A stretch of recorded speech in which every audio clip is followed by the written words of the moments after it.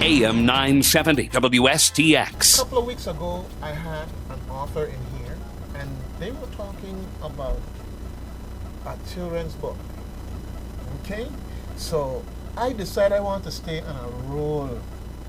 And I got another equally prolific author in the house this morning talking about a children's book, appealing to the child in me, or the child that daddy sent me as payback. Lord, it be that boy giving me a run for my money. Okay? Oh yes, oh yes, oh yes. But it's all good, it's all love. And hey, the children are why we're here. Okay? All these grown-ups thinking they walk around here because they on their own sense of direction and where they want. Notice it, we're here for the children. That's what it's all about. Okay. So, Ms. Vivian Prince, go ahead and introduce yourself to the community and let we talk about this. Good morning, everyone. My name is Vivian Prince. I'm a proud Virgin Islander. I was born on the island of St. Thomas. And in 1974, I relocated to St. Croix, so I consider myself a St. Thomian Crucian. Hey. And I wrote this children's book, and I'm very, very pleased. I have only gotten good reviews on it. I've been to 9 different schools. I've been to the Grove Place after school. I'm going to go next week to the library, and I'm going to the public and private schools to read this book. Now,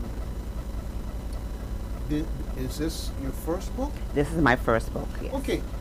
I would like you to take a moment first. Tell us about the book in short, and then I want you to tell us a little bit about how you became a writer, okay? Because the journey is different more often than not for different people. Some people, it's like they were writing from the time they were born, and other people at some point in time they had an epiphany and they just start writing. You know, whatever the case. But tell us about this book, and then let's talk about your journey to becoming a writer. Okay, I did online courses at Iowa University, and in 2013, I graduated with a bachelor's degree in sociology and psychology. And when I had to do papers like every week. And I would get good reviews. The professors would tell me, oh, your writing is this, you know. And I said, well, maybe I could write a book. And my mom died in 2012, and I decided I'm going to write a book about her experience. But then I started, and then I stopped, and I said, you know, this is not the right time for this particular book. And I sat at my computer and I said, you know, I'm going to do a coloring book. And I had gotten someone to do the drawings for me, but somehow they got misplaced, those that they did. And I sat down and I said, you know, this could slow me down, but it's not going to stop me. And the whole concept and idea of this book came to me in one day. Now, it took me a longer period of time to put it together. My biggest setback was getting an illustrator. And I have a cousin, and she said, you know, my daughter used to draw in high school. I'm going to talk to her. And we connected, and I am so proud and pleased with Miss Abigail O'Horton. She did an extremely excellent job on the illustrations. All I had to tell her is what I'm looking for, and she created something really good. This book is very colorful. Almost every page has a colorful picture. All right. Okay. Well, I have a 9-year-old going on 19, and I trying to train him to read to his daddy at night so his daddy could fall asleep. Only problem is his daddy don't fall asleep. He finish the first page. So I will be getting a copy of this book and challenging him once again to see if Daddy gonna make it through. But you know, it's all good because these is memories and everything that we build in as we bond and encourage them in reading. And I know that we have, from time to time we have these various national days and weeks, and I believe that there's one right about now. If somebody knows the national recognition that's going on this week or this month with regards to reading, feel free to call 773-0390, 773-0490, because I'm all about promoting reading. Reading is fundamental. That's reading right. is the gateway for our children to get into bigger and better things. They want to play the Xbox, make them read the instructions first. Okay? There's no way of getting away from it. Yes, you can play music by ear, but if you can read notes, it just adds a whole another dimension to your skills and abilities. So, and I say that I can't read notes fluently to play from them, but I made a point to teach myself. I got a good ear for music, but I appreciate it just like music, that reading is fundamental, more than just a phrase. Right. It's something that is essential in the mix of the success of our children going into the future. Okay, fantastic. Abigail O'Horton, the illustrator. Okay, is Abigail living here? Or is she No, she's in Florida. in Florida? But she went to school here, graduated from, I think, Complex. Well, this is fantastic because, our children have skills, and in this case, this was an opportunity for her to express herself in a way that's memorialized for all to see. All That's right. the up and coming book that I'm working on now. Okay, well, we're gonna talk about the up and comings. We're gonna talk about the up and comings. Give us a little bit of insight of this story, because the name of this book, Miss Agatha's Lovely Garden. Okay, and I could just see my son now saying, "Daddy, if you think you're gonna get me out there digging up the door to your room by reading this," I'm serious. I did taking out weed and everything else. He going getting the tools, turning up the door, playing and everything else. Like he having a good time. It crossed his mind to say, "Daddy, you need some help." That's okay. You're planting the seed. I hear that. Okay, I'm going to tell you about the book. Miss Agatha's Lovely Garden is an exciting, colorful children's book that is easy reading for any age. This story is about a middle-aged woman who loves roses. Miss Agatha decided to start a rose garden of her own. She later felt that the garden needed more flowers, so she planted some hibiscuses, lilies, and finally a sunflower plant. The flowers found names for themselves, and they were so proud of the awesome names they were able to come up with. They laughed, they danced, and clapped for joy as they enjoyed themselves and each other. One could always feel the love in Miss Agatha's lovely garden.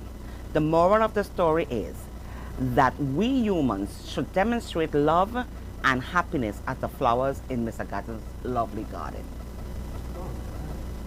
And I see that you have these characters listed at the front. Yes. Okay, and folks, we got some very interesting characters. We have roses, okay, and I want to talk about these characters because you have red, which is synonymous. That's with Precious. Precious. Mhm. Okay, so the red rose in the story is called Precious. Yes. Yeah. Yes. Okay, so the color and the name. Right. That's how you have it The here. color red rose is Precious. Uh-huh. The pink rose is Gorgeous. The peach rose is Heavenly. There's two hibiscuses. The pink is Beauty, and the white is Mystic. And the lilies, there's two. Orange is Grace. Purple is Hope. And the sunflower, and like I ask the kids when I go to read, take one guess. So what is the name for the sunflower? And that is Sunshine. All right. Yeah, I am falling in love with this book already just by looking at it and the illustrations. I love these flowers, the ornamentation you have in the corner, kind of like a border, but Yeah. folks, you have to see it. You have to see it.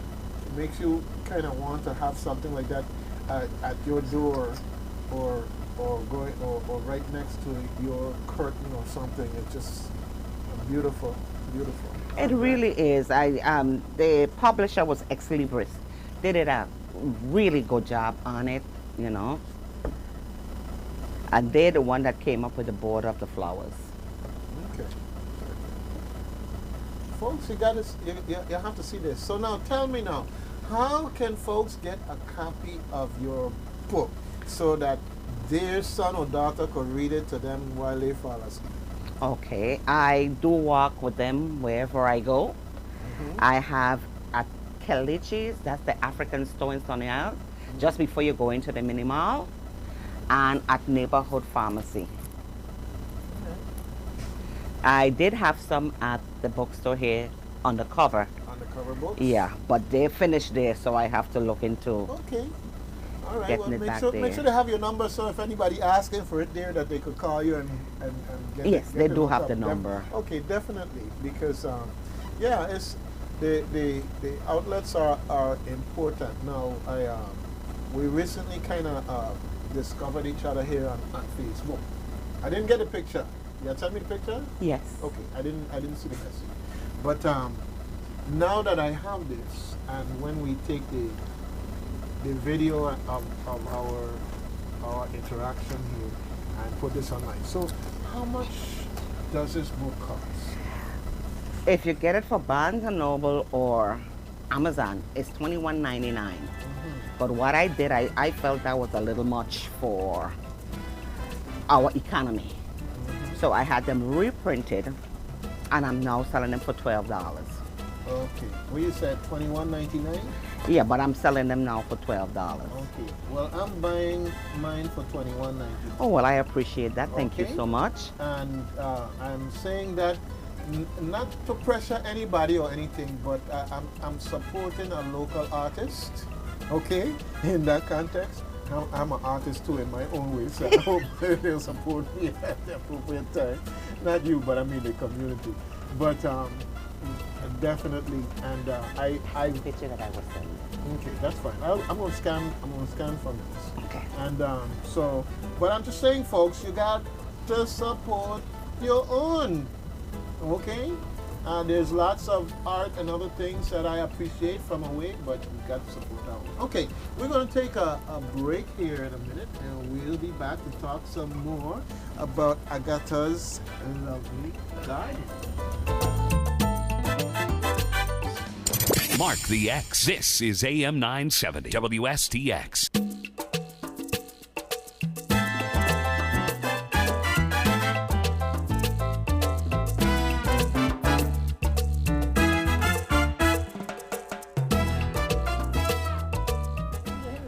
Okay, good. We're back, folks. We're back. WSTX Reflections, and I've got Vivian Prince in the house, our own, here writing books and reading to the children and otherwise contributing in our community. All right, and I say that, folks, ain't nothing like a good book. Okay? Ain't nothing like a good book. Ain't nothing like that look on these children's face when you touch their imagination. Yes. All right? Really. And, hey, what do you think they watch cartoons and all this other stuff on TV? But I like the dynamic of the reading to children and in a group and watching their faces and everything and listening to their questions and so forth and so on. So I know from what you told me that you do go and read at various places. In fact, I believe you have one coming up. Right, tomorrow. And that is going to be at 10 o'clock at Kids Can Do It. Kids can do it. Yes, they can. Yes, they can. We just have to give them a chance. Yes. And then next week, I'm going to be going to the library, the public library in town, and I'm going to be doing some reading for them. Okay. All right. Well, keep me posted. I think that's on next. That, That's so Wednesday. That's Wednesday morning. Wednesday. Okay. Well, the challenge with the weekdays the children in school, especially if you're doing reading and it's not on a it's like spring break and those type of things going on, let me know for sure. But keep me posted, period. Right, in that context, so that I can share that with the public, so that those who can bring the younger children up, okay, definitely that they can come out. And folks, don't just buy your child a book. Read some of it to them. Let them read some of it to you. Right. And especially when they're at that younger stage where they're just developing their reading, you read to them and, you know, get the promise from them for them to read to you one of these days. You have to cultivate this thing and make it happen. Yes. All right? Don't just assume that it's just in the normal course of a child that they're going to learn to read, number one, or that they're going to like and appreciate reading. And that's the most critical thing. Because more than likely they're going to learn. If we do what we're supposed to do, they're going to learn. But we want to do more than have them learn. We want to have them have a love for it. Right. And it has to start at a young age. Mm-hmm. You know, when they're babies, you read to them. As they get a little older, you continue to read to them. And they're going to learn to love the interest. This is why I have so much colors, because children read visually. Mm-hmm. They don't really read the words in the beginning. They could read a story to you by looking at the pictures. Well, let me tell you a secret, right? Adults that read visually too. Yeah, that's true. And I'm saying that I talk with folks all the time about whatever it is that they're promoting. I say you have to have something visual. Yes. Okay, and I say that you when you see a press release, especially when it's all caps, okay? All caps is very monotonous to the eye. So if you really want to get somebody's interest to read something, don't do it in all caps. Okay, it's not. Once upon a time, you used to say it's unprofessional to not do that. Press release must be this way, and say, oh Lord, no, it was simpler to just put on a caps lock and yeah. But once upon a time, if you worked at one job all your life, you were considered responsible. And if you had two or three different jobs, you were irresponsible. Yes, all of these. But today, you are encouraged to motivate and move up, to be challenged. After you do something for 10 years, it can get boring, you know? So it's time to move on. Definitely. All right? And one of the things that I would encourage you to look into also is talking books, audiobooks. Yeah. And I say that as I mentioned earlier when I was talking with the American Cancer Society, you know, the ADA needs of our community are diverse. And they're real. They are. And they're not just grown people or teenagers, they're little children also. And we have to create the access to these cultural and other related discourses that a child needs to have access to. Mm-hmm. And so we know that the talking books is a great opportunity to share with them and impart to them things that otherwise, you know, you hear people read Anansi stories all the time, and I said, man, Anansi need to read. And maybe it is already. Maybe somebody's already crossed that bridge and is doing that. But as the technology comes along and these different opportunities come along, definitely I would encourage you to investigate it and see what all is involved, okay, number one. And number two, it's nice that you could get it through the company, that they put it on a cartridge and everything else. But if you ever want to record your reading for purposes of using it in that type of situation, let's talk, okay? Because definitely that's an easy thing to do. Okay. That's an easy thing to do, okay? And the children will love it. I'll give you another example is that when you take this story and you happen to be in some place that have a TV, you know, children sometimes their attention span. Mm-hmm. So you have the book and you're reading from the book, but they're seeing it come up on the TV too. So, and they know that you control that, so every time you turn the page, you just turn the page like that. So they're looking at you and they're going, but the focus is on the substance. So we have these different strategies that we can use to keep our children focused in ways so that they get it, so that when they get distracted, it's after they get it, that type of thing. Yeah. All right. So let's talk about the future. What's coming up? What's in the hopper? What you got going on down the road for us? Because I know after you get this one out, you ain't just sit down and say, oh, no. No. I have 3 manuscripts working on, and they're close to be completed, you know. This one I want to publish first, ABC VI Style. ABC And again, VI Style. my illustrator is Abigail Horton. And that is her own design. I just told her what I wanted, and I love what she has put together there. The windmill, the Mokujumbo reading his books, and the style of how she wrote the name of the book. No, this is nice. This is nice. I look forward to it, you know, because we have poetry and rhyming, and ABC is such a great opportunity to take words and names and things that we know as a matter of local cultural whatever, from plants to animals to insects. That's exactly what I've done with this, with ABC. Fantastic. VI Style. I've changed the alphabet chart. So it's not A for apple, it's A for avocado. B for bougainvillea. C for cactus, which is cassie. I'm going to just skip over some of them. E for eggplant. F for flamboyant. G for ginger thomas, which is the VI national flower. J for Julie Mango. Wait. I'm just skipping over. No, I know, but I'm just saying, a recent experience of mine. You know what J is for? J is for Jack Spaniel. I got a friend who managed to find himself interfering with some Jack Spaniel and didn't know it, and it bite him up on his face. Yeah, swollen. Look like Bozo with his swell-up lips. Okay. I got O for okra, P for plantain, Q for quadrille dancers. These are 2 young ladies that goes to Juanita Garden, and they was in the carnival troupe. And I got a picture of them to put in the book. T for Taman, V for Virgin Islands. So I have a map of the Virgin Islands.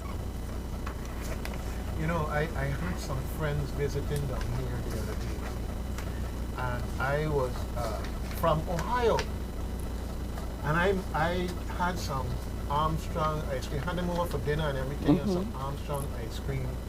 And it's kind of like I'm looking forward for them to come next year, because I am already thinking about all of these local things that I'm going to introduce to them. Yeah. Because, you know, things we take so much for granted, and we need to stop doing that. So we have to find artistic ways or otherwise pleasurable ways that we share these things with people. So you get some taman, you put it next to some Armstrong ice cream. You got the sour taman, if it's sour taman, and you got your sweet beer in the ice cream. You know, things like that. And then I have people like Miss Tongue, who does her stuff. Oh, she does a good job. Yeah, she take the mangoes and she take them green and she chew them down and everything else. And I could just imagine that ice cream, a slice of that mango, a couple of slices right there, and the ice cream in the middle of it and everything else. And you know, it's like you could see these folks already calling the airline and say, "I'm going down there next time. I want some more of this or whatever." And what I'm going to be doing is I'm going to be sending them some things as kind of like teasers. That when you come down, you know, you think this tastes good, we have something more for you when you come down the next time. Okay, so I really look forward to seeing that book in the context of we have to reinforce in the minds of our children, okay, all of these words that we take for granted. They're not going to see it in a classroom like that. Because a classroom, you're teaching standard English, that type of thing, and we need to get them to understand. In fact, when I talk to the older children, I tell them you need to be able to speak 2 languages. And of course they watch me and say, we ain't got enough work to do. You could see the look on their face. I say, you have to know the street language, and you have to know what I refer to as the King's English. So you could represent yourself properly with English, but you need to learn the street language also because it's part of being connected. Just don't be overwhelmed by it to the point where you don't master the other. So I see you have something here in front of me now. And this one here is Calendar of Events VI style. It was one book actually, but then I realized that it can't be one book. Because this is more for smaller kids, the alphabets, adults and high schoolers. They're going to want to read all of this before they get to this. Right. So this is actually, it's a calendar of events, the 12 months of the year. And I have the federal holidays, the local holidays, events, and it's not all. Because when you think you have all, you always forget something. So I start off with January, which is New Year's, and we get Bodo Farmers. We have Crucian Rican, a picture of Stanley tramping. And every event, I try to do mostly local stuff and a synopsis about the event or the holiday. So, and it's alphabetical, you know. I mean, it goes down the line of the events. Chronological. Right, chronological. That's the word I needed. Black History Month. I have my heroes, who is President Obama, Martin Luther, and I have my sheroes, Donna Christensen and Ruby Rouse. It's not a history book, but you learn history. You will find out things. While working on this book, I never knew of Queen Kuzia. She was a coal miner in St. Thomas and a bambula dancer. I knew nothing about her until I started to do research on this book. So you will learn something. You're going to know. I have about all the governors.